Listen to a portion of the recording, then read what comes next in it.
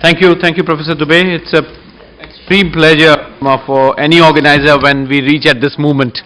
It's a great satisfaction. I'm so thankful to my team and Prabir for getting this together. I think the summary that was presented. The summary that was presented was extremely rich, and I'm glad that the announcement for the next venue is already there. So I keenly look forward for Kathmandu. There are several lessons that came up during our preparation and while this 3-day summit was on.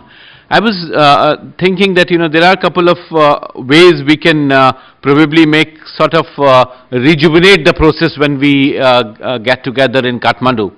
Number one, as Upendra very rightly mentioned, in terms of renewed focus on methodologies, research methodologies. I think that's extremely important, and the way this issue of calculation of intra-regional trade, something that kept on figuring right from Vice President's speech till the last session, I think we need to revisit that. Second, I was thinking, Dr. Poshraj Pandey, if you can consider having a separate session for our young PhD students. This time really there was no scope, but I see the crowd right there behind. I think it's extremely important. They are going to take this forward, what Professor Dubey and Professor Rahman Soban initiated in the region. So I think that rich legacy would only be further enriched if we engage the youngsters, and I think there has to be a separate place for them. Lastly, I think one area which I think most of the think tanks would have to consider, and we had a parallel session, Prabir couldn't get the summary so far, is on science and technology. I think that's the least controversial area where we all can begin very well. It came up during the customs discussion on trade facilitation. It came up during SPS TBT related discussions. It also came up when we had separate session on science and technology. So I think it's extremely important that we bring in this stream, and I had requested someone I think 2 or 3 years back, and I was glad that today only other country than India was Sri Lanka, and we had very brilliant and very bright researcher on science and technology policy. So if there is need, RIS would be more than happy to have 15-day or 20-day sort of course to initiate our partner institutions in this very important area. We are very glad to initiate that at our own cost. So the partner institutions or those who are interested in pursuing this area further would be oriented on that. Second important thing that I realized, I think, is this whole issue of non-tariff barriers. And Mr. Ratna and Nisha, they were so content that the presentations were full with evidence. This is a very important area. We need to initiate more fundamental research in this so that the evidence are what I think Mr. Suleri very rightly said, that there is narrative which varies across borders and we need to converge it at some point. I think the NTB very much qualifies for that kind of discussion. Mindset appeared in our discussions right from this morning. I think that's very important, and probably initiatives like this would be extremely important. Before I stop, I would definitely like to acknowledge Mr. Mahesh Arora, under whose leadership our administration and our team really worked very hard around the clock for last several days. So Mr. Arora, big hand for you and for your team. I'm so grateful having you as our Director of Finance and Administration. It's a great asset. I thank you and Prabir for academic leadership and everyone in RIS. Thank you.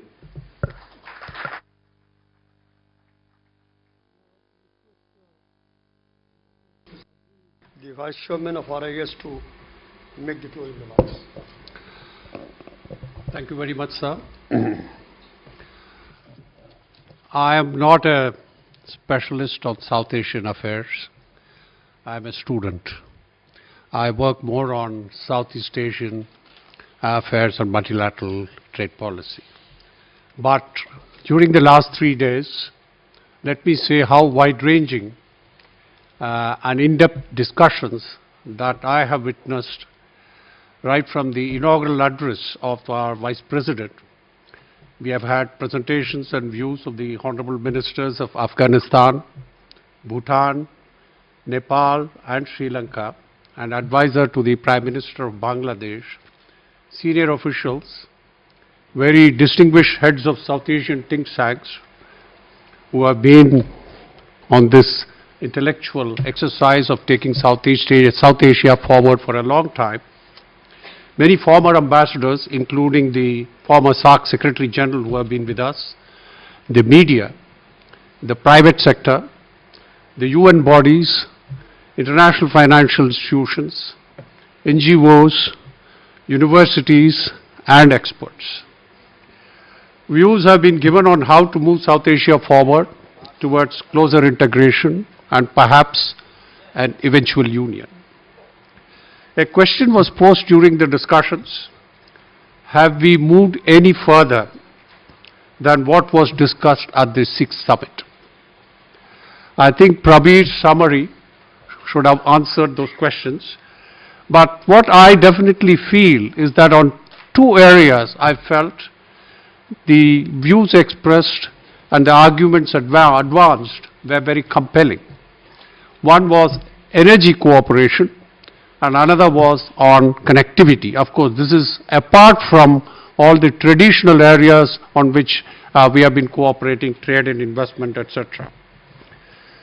Now, the Honorable Vice President made the remark when talking about South Asian Union, be ambitious but be realistic.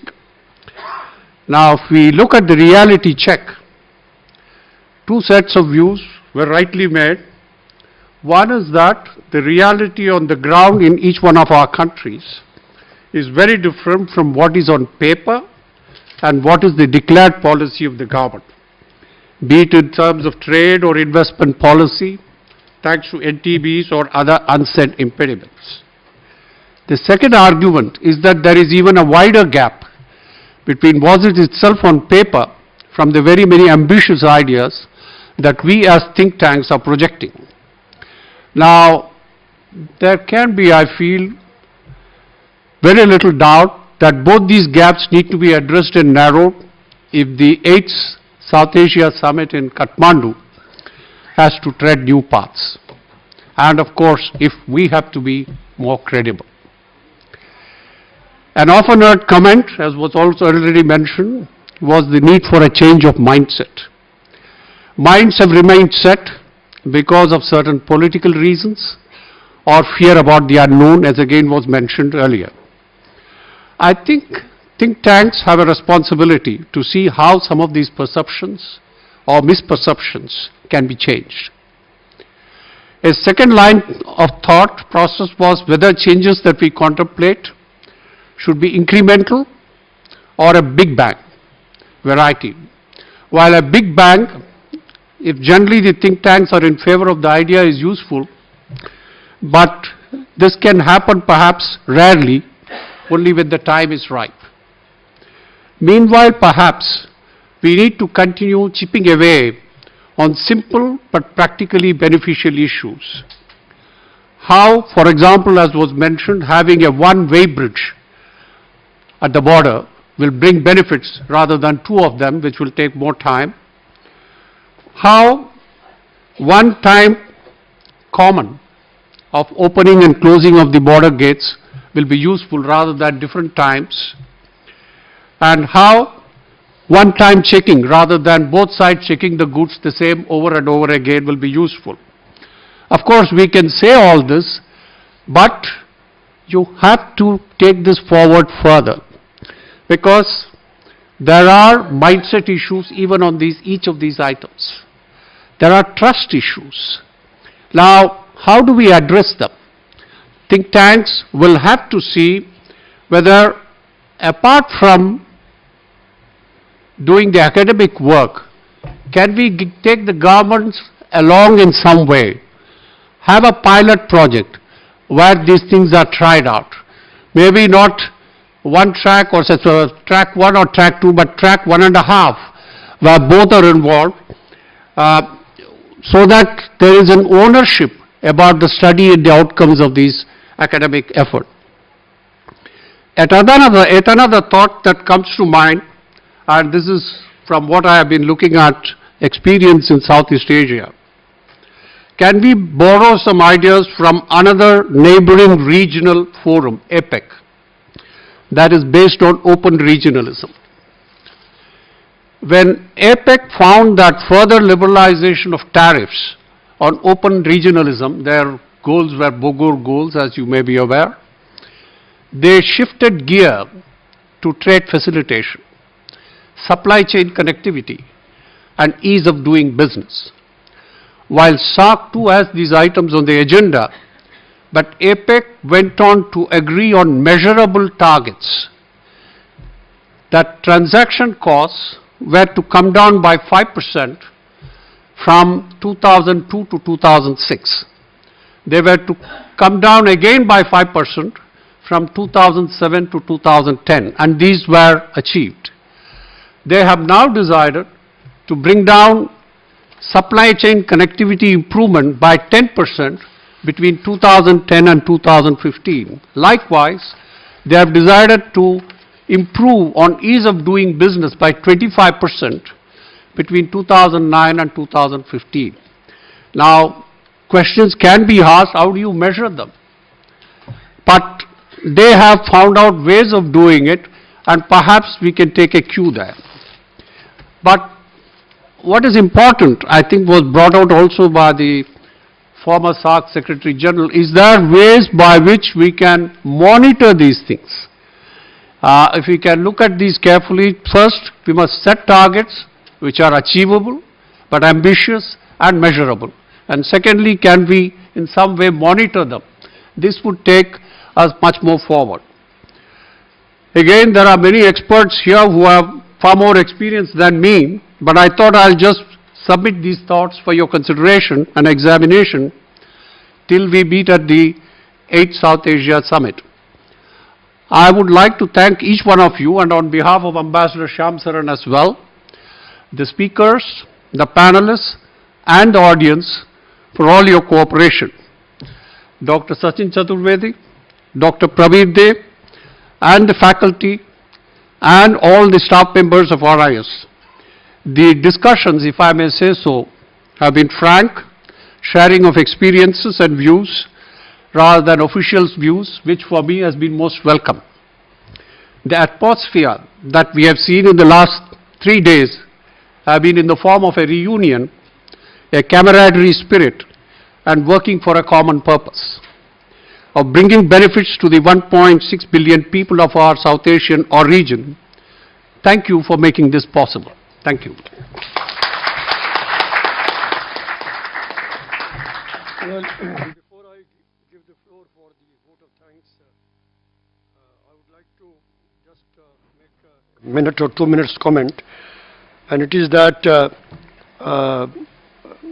Prabir has very admirably summarized in a few minutes what happened during the last 3 days here, and this would be in due course issued as a document emanating from this conference, but we should not forget that this summit has been held just a few weeks or days before the summit, other summit of the heads of government.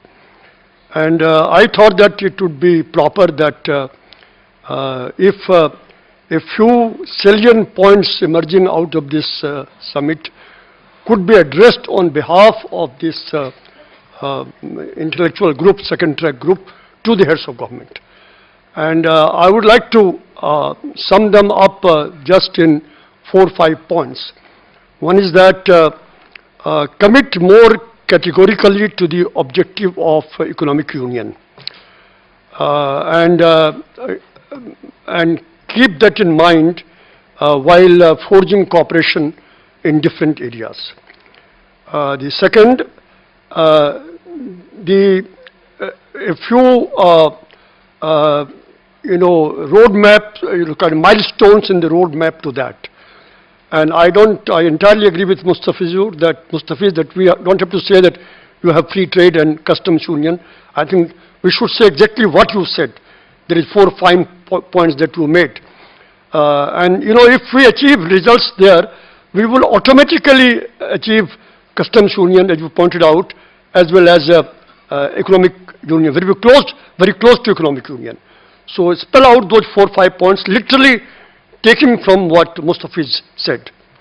Third thing is that, and this point has also been emphasized, I think physical barrier of trade is far more formidable to tariff and non-tariff barrier.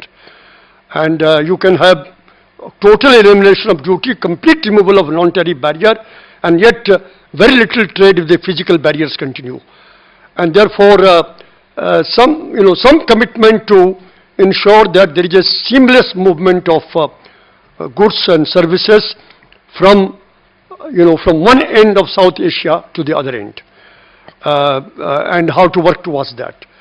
The fourth thing is that, and it is Posh-Raj Pandey pointed out, Rahman also said, and this idea occurs to me also, that how to create an atmosphere in the region that regional cooperation is a living, ongoing reality in terms of ideas, in terms of activities, in terms of events, and how to make it a popular movement. And I think it very much depends upon the commitment that the leadership has and the program that you have, where we are deficient. But even short of that, if one could say that there should be a relentless projection of the advantages of regional cooperation, costs of not having it, and placing regional cooperation in the context of the major developments in the world economy and world politics. And the Secretariat can do with availability of a little bit more funds to them.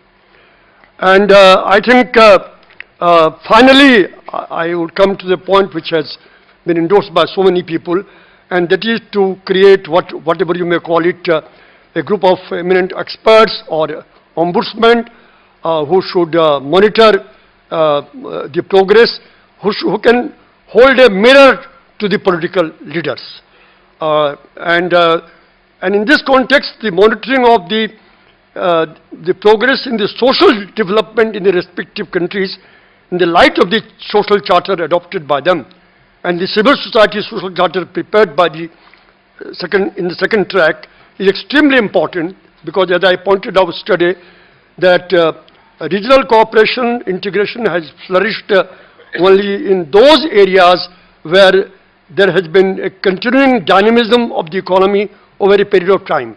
And there can be no economic dynamism or sustained economic development unless the social aspects are taken care of, unless it is inclusive, based on justice, it is based on fair play, and it is a conscious attempt to reduce inequality, disparity, and discrimination. Thank you. Now, Prabir.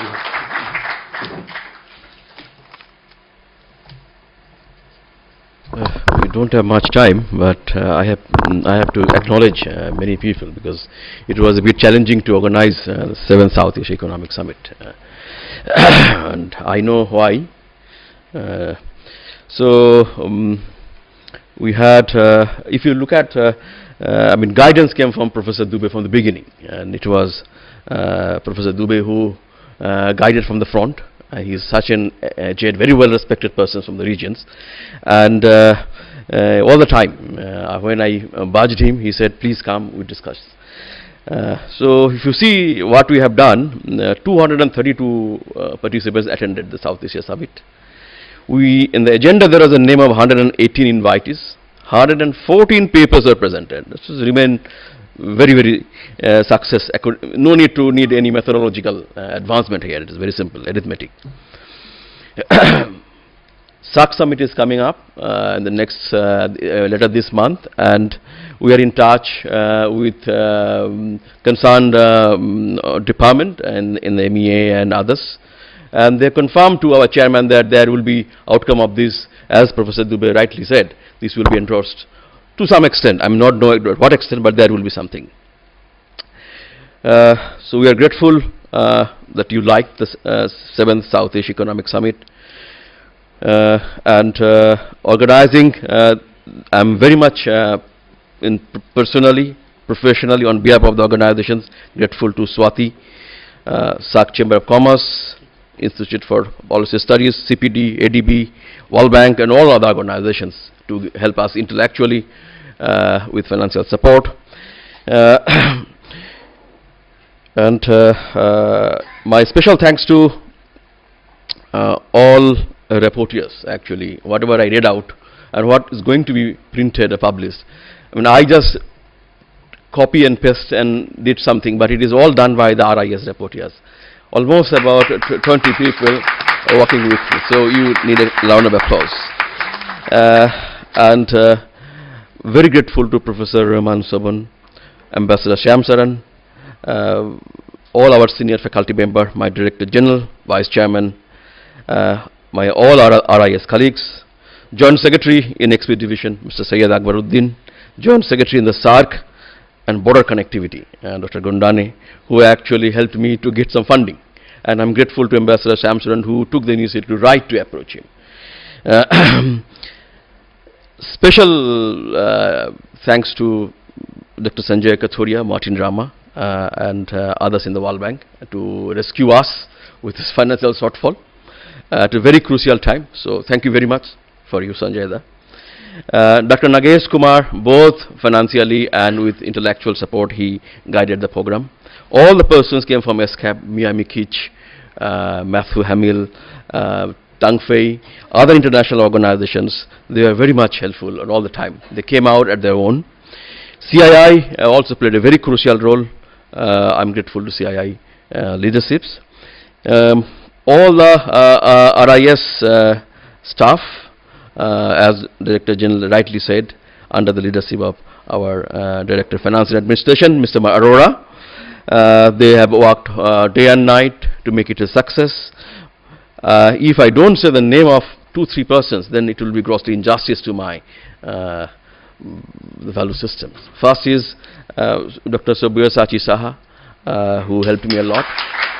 And then I would certainly say the name of the 2 persons who worked wholeheartedly in me. I could not concentrate for some reasons, but they came out and rescued me from at the time when there was a requirement was very much. My personal secretary, Kiran Waga, and then also Anu Bist, they too actively helped me anytime. Grateful to Saman Kelegama. Anytime any problem, I used to viber him. So special thanks to you, sir. Pos, Raj Pandey, Mustafizur Rahman Sahab, all are, this family. I mean, I think we will be going to have a good bondage in that. And then Oberoi Hotel staff, Indian International Center staff, Delhi Police, they guided us all the time. They also need support from and we are having a South Asia Economic Journal. As you know, journal is started by Dr. Kelegama, Dr. Kumar, SK and NK. And now it has been elevated to a very high level. It is a ranked journal. So I think this time we found some good submission coming out from this summit. So might be we will have a special issue from the journal in coming years. So please send us your papers we to the editor here sitting here, and proceedings we will be edited, and we will be releasing it in the next 8th South Asia Economic Summit. So thank you very much for coming and joining South Asia Economic 7th Summit, and looking forward to see you in Kathmandu. Have a nice trip back home. Thank you very much.